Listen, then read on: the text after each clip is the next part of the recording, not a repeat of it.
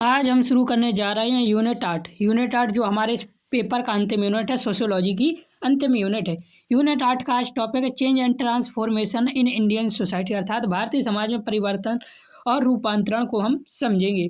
और इस पूरे यूनिट को हम इस तरह से पढ़ेंगे कि आपका थ्योरी एग्जाम और एमसीक्यू एग्जाम दोनों के लिए यूजफुल रहे और आपका यहाँ से एक भी क्वेश्चन नहीं छूटने वाला, ये मेरी गारंटी है।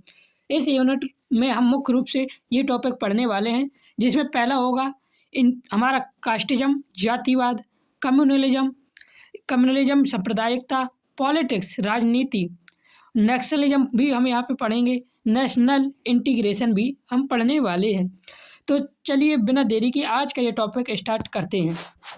देखिए, सामाजिक परिवर्तन की अवधारणा दी हुई है। सबसे पहले सामाजिक परिवर्तन की अवधारणा क्या है, तो चलिए समझते हैं। समाज एक गतिशील व्यवस्था है, अर्थात गतिशील का मतलब है कि समाज स्थिर नहीं रहता बल्कि समय के साथ लगातार बदलता रहता है। समय के साथ समाज की संरचना, संस्थाएं, मूल्य, विश्वास और व्यवहार बदलते रहते हैं। समय के साथ क्या होता है, समाज में संस्थाएं जैसे परिवार, विवाह, मूल्य और विश्वास, लोगों का व्यवहार क्या होता है, समय के साथ सब बदलते रहते हैं। समाज में होने वाले इन परिवर्तन को सामाजिक परिवर्तन कहा जाता है। जब समाज की व्यवस्था, सोच और संस्थाओं में बदलाव होता है तो इसे क्या कह देते हैं, सामाजिक परिवर्तन कह देते हैं। जब परिवर्तन समाज की पूरी संरचना को प्रभावित करता है और समाज की व्यवस्था में गहरा बदलाव लाता है तो उसे सामाजिक रूपांतरण कहा जाता है। अगर परिवर्तन बहुत बड़ा हो या गहरा हो जिससे पूरा समाज बदल जाए तो इसे क्या कह देते हैं, सामाजिक रूपांतरण, सोशल ट्रांसफॉर्मेशन कहते हैं। भारतीय समाज में सामाजिक परिवर्तन कई कारणों से हुआ है, जैसे दिया हुआ है औद्योगिकीकरण। जब उद्योग और फैक्ट्रियाँ बढ़ती हैं तो समाज की आर्थिक और सामाजिक व्यवस्था क्या होती है, बदलने लगती हैं। फिर दूसरा दिया हुआ है नगरीकरण। जब लोग गांव छोड़कर शहर में बसने लगते हैं तो समाज में फिर क्या होता है, बदलाव फिर आता है। शिक्षा का प्रसार, तकनीकी विकास, नई तकनीकी और मशीनों के आने से जीवन शैली और काम करने का तरीका भी बदल जाता है। लोकतांत्रिक व्यवस्था और सामाजिक आंदोलन भारतीय समाज में परिवर्तनों के मुख्य कारण हैं। इन सभी कारकों ने भारतीय समाज को पारंपरिक स्वरूप से आधुनिक स्वरूप की ओर अग्रसर किया है। अब देखिए, एमसीक्यू वाले स्टूडेंट के लिए जो सबसे ज़्यादा बार यहाँ एमसीक्यू आए हैं, मैंने वो लिए हुए हैं। तो ये एमसीक्यू सबसे ज़्यादा बार आया है अभी तक। सामाजिक परिवर्तन से क्या अभिप्राय है, केवल आर्थिक परिवर्तन, समाज की संरचना और संस्थाओं में होने वाले परिवर्तन, केवल राजनीतिक परिवर्तन, केवल सांस्कृतिक परिवर्तन। इसका आंसर आप हमें कमेंट बॉक्स में बताएंगे, क्योंकि मैंने ये थ्योरी की बात कराया और आपके सारे एमसीक्यू थ्योरी से ही आने वाले हैं। आप यहाँ से 100% स्कोर करेंगे, एक भी एमसीक्यू आपका छूटेगा नहीं। मैं जितना पढ़ूंगा बस उतना पढ़ लीजिए। निम्न में से कौन सामाजिक परिवर्तन का प्रमुख कारण है, औद्योगिकीकरण, शिक्षा, तकनीकी विकास या उपरोक्त सभी? इसका भी सही आंसर कमेंट में जरूर बताएं। फिर बात आती है राष्ट्रीय एकीकरण, नेशनल इंटीग्रेशन क्या है। राष्ट्रीय एकीकरण का अर्थ है देश के सभी लोगों के बीच एकता, भाईचारा और राष्ट्रीय भावना का विकास। अर्थात राष्ट्रीय एकीकरण का मतलब है कि देश के सभी लोग एक राष्ट्र के रूप में एकजुट रहे। भारत एक बहुभाषी, बहुधार्मिक और बहुसांस्कृतिक देश है। यहाँ अनेक जातियाँ, धर्म और भाषाएं पाई जाती हैं। अर्थात भारत में कई भाषाएं, कई धर्म, कई संस्कृतियाँ पाई जाती हैं। इन विविधताओं के बावजूद यदि समाज के सभी लोग एक राष्ट्र के रूप में एकजुट रहते हैं तो इसे क्या कहते हैं, राष्ट्रीय एकीकरण कहता है। इतनी विविधता होने के बावजूद जब लोग एक देश और एक राष्ट्र के रूप में जुड़े रहते हैं तो क्या कह देते हैं, इसे राष्ट्रीय एकीकरण कह देते हैं। देखिए, दिया हुआ राष्ट्रीय एकता किसी भी देश की सामाजिक स्थिरता और विकास के लिए अत्यंत आवश्यक है। यहाँ से देखिए बहुत बार एमसीक्यू आए हैं। तो ये राष्ट्रीय एकीकरण का अर्थ क्या है, एक धर्म की स्थापना, देश के लोगों के बीच एकता और राष्ट्रीय भावना, राजनीतिक दलों की एकता या आर्थिक विकास। इसका सही आंसर कमेंट में बताएं। ये एमसीक्यू बार बार आए हैं, याद जरूर रखना, स्क्रीनशॉट लेते जाइए। राष्ट्रीय एकता किसके लिए आवश्यक है, सामाजिक स्थिरता और विकास के लिए, केवल राजनीतिक शक्ति के लिए, केवल आर्थिक विकास के लिए, केवल सांस्कृतिक विकास के लिए। और पीडीएफ के लिए आप पहली वीडियो देख सकते हैं जिसमें मैंने सिलेबस डिस्कशन किया है। पीडीएफ आपको कहाँ से मिलेंगे उसी में मैंने बताया हुआ है। अब देखिए, दिया हुआ राष्ट्रीय एकीकरण को प्रभावित करने वाले कारक कौन कौन से हैं। भारत में कुछ सामाजिक और राजनीतिक समस्याएं राष्ट्रीय एकता को कमजोर करती हैं। इनमें से मुख्य रूप से 3 समस्याएं महत्वपूर्ण हैं। सबसे पहले जातिवाद, सांप्रदायिकता और नक्सलवाद। ये तीनों समस्याएं समाज में विभाजन और संघर्ष पैदा करते हैं, जिससे राष्ट्रीय एकता क्या हो जाती है, कमजोर हो जाती है। देखिए, ये समस्या समाज में विभाजन और संघर्ष उत्पन्न करती हैं। तो एकीकरण से एक क्वेश्चन आता है बार बार निम्न में से कौन राष्ट्रीय एकता को प्रभावित करने वाला कारक है? जातिवाद, सांप्रदायिकता, नक्सलवाद या उपरोक्त सभी? तो इसका सही आंसर कमेंट में बताएं और ऐसा स्क्रीनशॉट जरूर ले लें। क्वेश्चन पूछा जा सकता है इस साल भी ये वाला। जातिवाद क्या है? जातिवाद वह स्थिति है जिसमें व्यक्ति अपनी जाति के हितों को समाज और राष्ट्र के हितों से अधिक महत्व दे। अर्थात जब लोग देश से ज़्यादा अपनी जाति को महत्व देते हैं तो उसे क्या कह देते हैं? जातिवाद कह देते हैं। भारतीय समाज में जाति व्यवस्था प्राचीन काल से मौजूद है, लेकिन आधुनिक समय में जाति का उपयोग राजनीति और सामाजिक हितों के लिए अधिक होने लगा है। जब लोग अपनी जाति के आधार पर सामाजिक और राजनीतिक निर्णय लेने लगते हैं तो इसे क्या कह देते हैं? जातिवाद फिर कह देते हैं। जातिवाद के कारण समाज में विभाजन और संघर्ष भी उत्पन्न हो जाता है।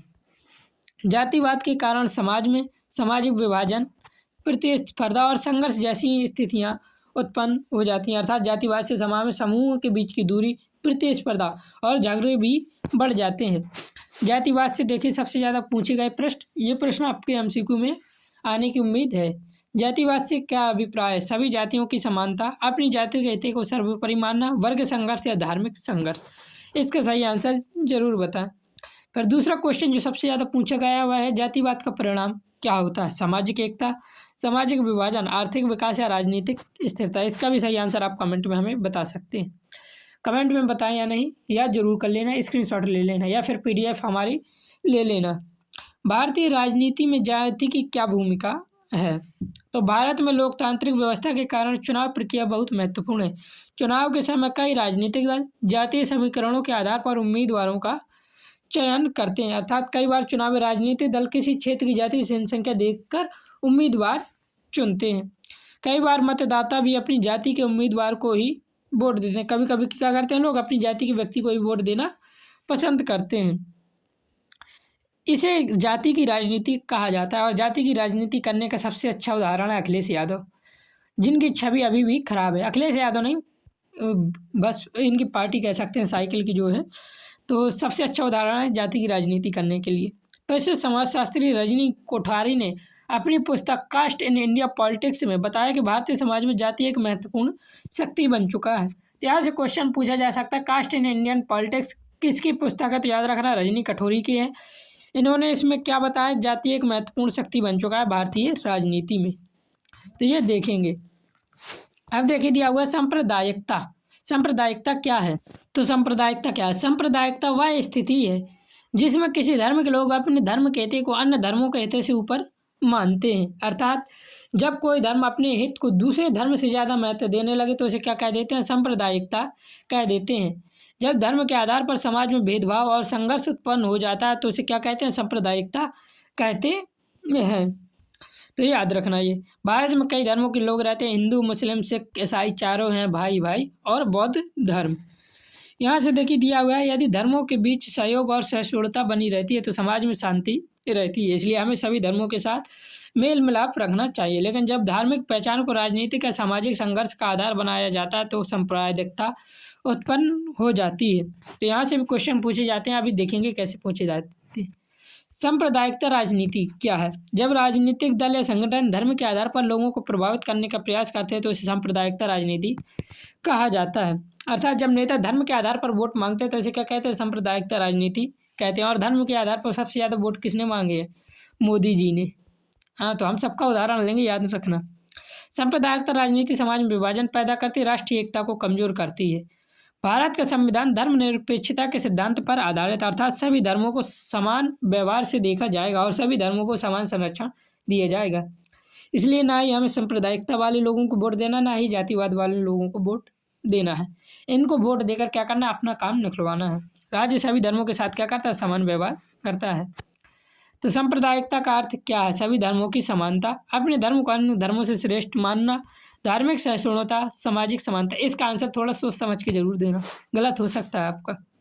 फिर यहाँ से दूसरा सबसे ज़्यादा पूछा जाता है भारत का संविधान किस सिद्धांत पर आधारित है? तो धर्मनिरपेक्षता पर आधारित है। ये आपको बताना था, मैंने गलती से बता दिया। देखिए दिया सांप्रदायिकता राजनीति किस आधार पर लोगों को प्रभावित करती है? भाषा के, धर्म के, वर्ग के या क्षेत्र के आधार पर। फिर आगे देखते हैं हम क्या? नक्सलवाद, नक्सलिज्म। नक्सलवाद क्या है?